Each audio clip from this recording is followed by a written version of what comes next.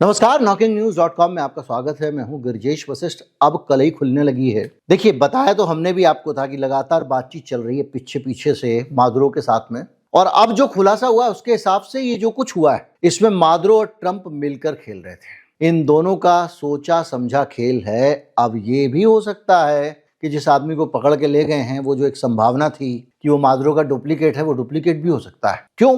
क्योंकि ये जो घटनाक्रम सामने आ रहे हैं, जो चीजें सामने आ रही हैं, ये तो साफ साफ इशारा कर रही हैं कि ये जो कुछ हुआ है ये स्टेज्ड ड्रामा है या फिर पूरी की पूरी जो प्लानिंग चल रही थी मिलजुल के, वो प्लानिंग फेल हो गई। उसके बाद ट्रंप ने ये काम किया।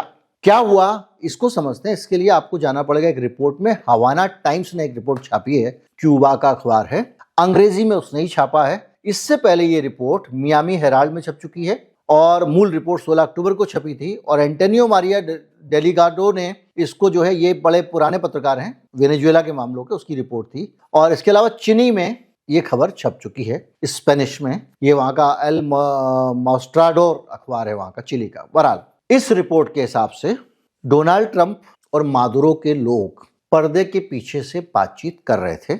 इस बातचीत की मध्यस्थता कतर के राज परिवार के कुछ लोग कर रहे थे। कतर वो स्टेशन है जहां से डोनाल्ड ट्रंप कई सारे समझौतों को अंजाम दे चुका है। अब कतर पे जब एक बीच में छोटा सा झटका दिया था कतर को इजराइल ने, तो नेतन्याहू पे भड़क गया था ट्रंप, याद कीजिए। क्योंकि दोहा समझौते जितने भी होते हैं, दोहा कतर की राजधानी है। अफगानिस्तान का समझौता भी कतर ने कराया। कतर बहुत सारे समझौता कराता रहता है, अल जजीरा भी वहीं से प्रकाशित होता। बहरहाल, तो दो बातचीत हुई वहां पे, और ये बातचीत का सिलसिला अप्रैल 25 से चल रहा है और सितंबर में दूसरे राउंड की बातचीत हुई है। कहां पे? दोहा में, वेनेजुएला की सरकार और ट्रंप के बीच में। अब हालत यह है कि इसमें कौन लोग थे जो वहां पर बातचीत में हिस्सा ले रहे थे। इसमें एक डेल्सी रोड्रिगेज, जो अब बनी है कार्यकारी राष्ट्रपति, और उनके भाई जॉर्ज रोड्रिगेज, ये दोनों भाई बहनों ने मिलकर इस बातचीत को अंजाम दिया। और अमेरिकी प्रशासन के साथ ये बातचीत गुपचुप तौर पे हो रही थी। यानी जिस महिला को राष्ट्रपति बनाया गया है वो और ट्रंप, ये बातचीत का सिलसिला अप्रैल 25 से चल रहा था। बातचीत क्या हो रही थी, किन चैनलों पे बातचीत हुई, उस पे आते हैं। लेकिन इसमें यह था कि मादुरो को हटाकर बाकी वेनेजुएला का पूरा सिस्टम वही रहे। कैसे रहे, इस पे बातचीत थी। वही मादुरो को हटा दो, बात सब चल जाएगा, है ना। इसमें बातचीत में ये कहा गया कि अच्छा, इसमें कतर के शाही लोग थे, ये मैडम थी, और अमेरिका की तरफ से रिचर्ड ग्रेनेल थे, जो उसके स्पेशल दूत थे। ठीक है साहब। अमेरिका को इस रिपोर्ट के हिसाब से जो ऑफर किया गया वो ये किया गया, देखो भाई, आप हमारे तेल के कुओं में अमेरिकी कंपनियों को एक्सेस दे दो, हमारा तेल निकाल लें। यानी तेल देने को ये समर्पण कर चुके थे, ले लो तेल हमारा। मैंने आपको बताया था पहले कि ये बाइडेन के टाइम पे भी हो गया था कि अमेरिकी कंपनियों को वहां पर एंट्री मिलेगी। ये खबर थी, मैं आपको कटिंग भी लगा दूंगा अगर मुझे मिल गई तो। यानी तेल में और खनन सेक्टर में अमेरिका की कंपनियों की एंट्री हो जाएगी और राजनीतिक स्थिरता रहेगी। यही फौज रहेगी, यही सिस्टम रहेगा, यही पॉलिटिकल सिस्टम रहेगा।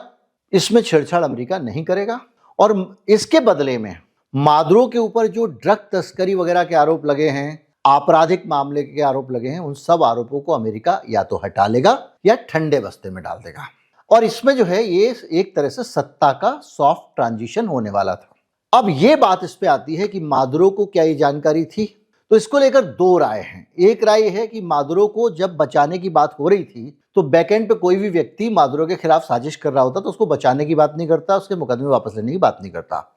लेकिन मियामी हेराल्ड ने ये दावा किया है कि मादुरो जो है, उनको जानकारी ही नहीं थी, उनको ये विकल्प भी दिए गए थे कि आप यहां से चाहो तो निर्वासन ले लो, आप चाहो तो कतर चले जाओ, आप चाहो तो टर्की चले जाओ, जहां जाना है चले जाओ। जैसे कि हमारे यहाँ शेख हसीना आई हुई हैं, अपने देश को छोड़ के चले जाओ और उसके बदले में हम दूसरा राष्ट्रपति बनाएंगे, तो अमेरिका की जीत भी दिख जाएगी। आप देख रहे हैं अंदर ही अंदर सिस्टम चला। तो ये ट्रंप का जो एक बहादुरी की बात चल रही है, अब इस रिपोर्ट से लगता है ये बहादुरी से ज्यादा मिला जुला खेल था। बहरहाल, और इसमें जो है कई सारी दावे हैं, लेकिन दूसरा पहलू जो है वो ये कहता है कि मादुरो को इस बारे में पता नहीं था। द टेलीग्राफ की रिपोर्ट कहती थी कि ये पीछे पीछे इनकी कुछ सेटिंग चल रही थी मादुरो को हटाने के लिए।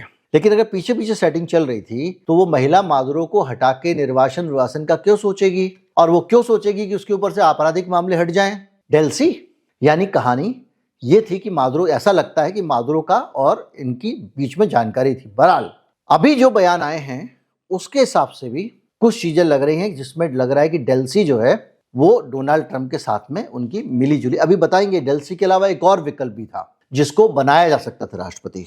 तो डेल्सी जो है उसको अभी ट्रंप ने चेतावनी दी कि डेल्सी रोड्रिगेज जो कहा वो करना पड़ेगा, और ये भी कहा नहीं मानी तो मादुरो से भी बुरा हाल होगा, बड़ी कीमत चुकानी पड़ेगी। मतलब ये सीधे सीधे सार्वजनिक रूप से एक संदेश दिया जा रहा है डोनाल्ड ट्रंप की तरफ से कि भाई हम बहुत सख्त हैं और हमने इनको ये सब किया है, ये संदेश दिया जा रहा है। जबकि अंदर की कहानी ये है कि ये सब नूरा कुश्ती है, दिखाने का कुछ हो रहा है। बहरहाल अब अमेरिका जो है वो कौन से प्रस्ताव को ठुकरा चुका था। डेल्सी ने कहा ठीक है हम दूसरा राष्ट्रपति बना देते हैं, आप मादुरो को वहीं पे रहने दो वेनेजुएला में। अमेरिका इसके लिए सहमत नहीं हुआ, पहली चीज। तो दूसरा जो रास्ता था वो ये था कि डेल्सी को बना दिया जाए राष्ट्रपति या फिर मिगुएल रोड्रिगेज को सत्ता सौंप दी जाए। डेल्सी का और मिगुएल का एक ही सरनेम है, लेकिन इनका आपस में कोई पारिवारिक रिश्तेदारी नहीं है बहरहाल। और मादुरो को तुर्की या कतर भेजने का प्रस्ताव था, और ये इसलिए अस्वीकार हो गया क्योंकि मिगुएल रोड्रिगेज जो आदमी है, जिसको कहा कि डेल्सी का रिश्तेदार नहीं है, सरनेम सेम है, वो कुछ ऐसी खतरनाक संस्थाओं का हेड रह चुका था जो कि ट्रंप को बर्दाश्त नहीं होती और ट्रंप के लिए सरदर्द बन जाता। क्यों? क्योंकि जो वहां की जासूसी संस्था है बोलिवियन नेशनल इंटेलिजेंस सर्विस, उसका चीफ था और उसको वो सीधे राष्ट्रपति के अधीन था, और पहले वाला जो शावेज थे, जो पहले राष्ट्रपति, उनका वो नजदीकी था। उनके ऊपर बहुत सारे आरोप लगे, जैसे कि विपक्षियों को प्रताड़ना देना, मनमाने तरीके से गिरफ्तारी करना, ह्यूमन राइट वॉच और संयुक्त राष्ट्र की रिपोर्ट में उसके खिलाफ रिपोर्ट थी। यानी बहुत सारे ऐसे आरोप थे उसके खिलाफ जो अगर उसको ये बना देते राष्ट्रपति तो बड़े सारे फिर नया बवाल शुरू हो जाता। तो फिर डेल्सी का नंबर लग गया। अब जो टीवी पे डोनाल्ड ट्रंप चौड़े होकर घूम रहे हैं, डेल्सी कह रही है कि नहीं आज भी मादुरो ही है राष्ट्रपति वगैरह वगैरह, ये सब ड्रामेबाजी है। मादुरो को वहां पर लोग बहुत पसंद करते हैं। मादुरो के पक्ष में लाखों लोग आज भी युद्ध लड़ने को आम जनता तैयार है। ये बात डेल्सी भी जानती है, बात ट्रंप भी जानता है कि अगर वहां पर उसको सैनिक समाधान ढूंढना है तो लाखों लोगों की लाशों के ऊपर से निकलना पड़ेगा, जो आसान काम नहीं होगा।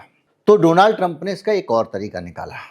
उसने तरीका यह निकाला कि भाई साहब पूरी दुनिया को इसका फायदा उठा के धमका दो, क्योंकि अब मैं गिरफ्तार करके लाया हूं तो मैं जो है दुनिया को हिला दूंगा। अब क्या हो रहा है, ट्रंप उसकी टीम सारी दुनिया को धमकाने में लगी हुई है, और धमकाने में नहीं, खतरनाक तरीके से धमकाने में लगी है। जैसे कि डोनाल्ड ट्रंप ने कहा है कि जो मैंने किया वो कोई नहीं कर पाया। दूसरा, उनके यहाँ पर उनकी सरकार से बयान आ रहा है कि पूरा पश्चिमी गोलार्ध हमारा है।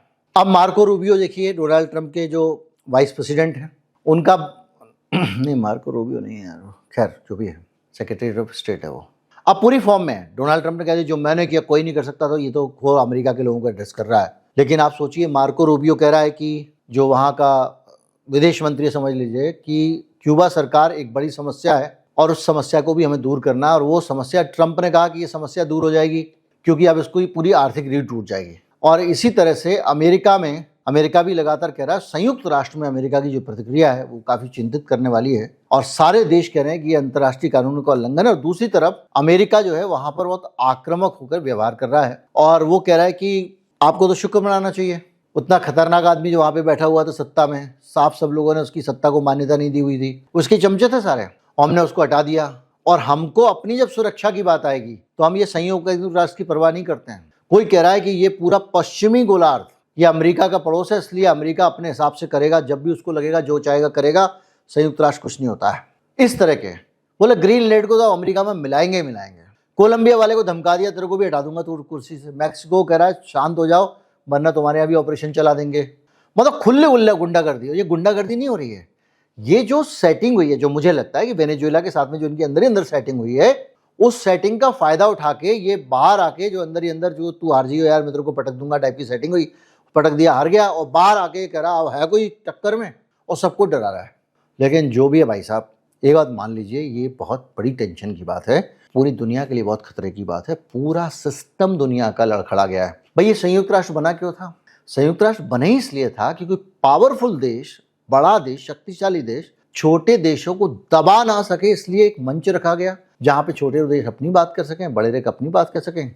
अमेरिका ने तो उसकी मूल भावना का ही सत्यानाश कर दिया। बोले कुछ नहीं होता, हमको जो जो हमको लगेगा ये आदमी खतरनाक है हम उसको उठा ले जाएंगे, हमारी मर्जी। तो ये एक इसलिए नया खतरनाक दौर शुरू हो गया। बहरहाल ये जो दौर शुरू हुआ है, अगर ये इस तरह की चीज से हुआ है कि अंदर ही अंदर सेटिंग चल रही थी, अंदर ही अंदर प्रोग्राम तय हो गया था, हम ये करेंगे हम वो करेंगे, कौन होगा, तो ये अपने आप में और भी रोचक जानकारी है। बहरहाल हवाना टाइम्स ने इसको प्रकाशित किया था, मैंने आपको इसके साथ शेयर कर दिया, और इसका ये दुष्प्रभाव भी हम पूरी दुनिया में देख रहे हैं कि अकड़ और चौड़ अमेरिका की कई गुनी हो गई है। नमस्कार, जय हिंद।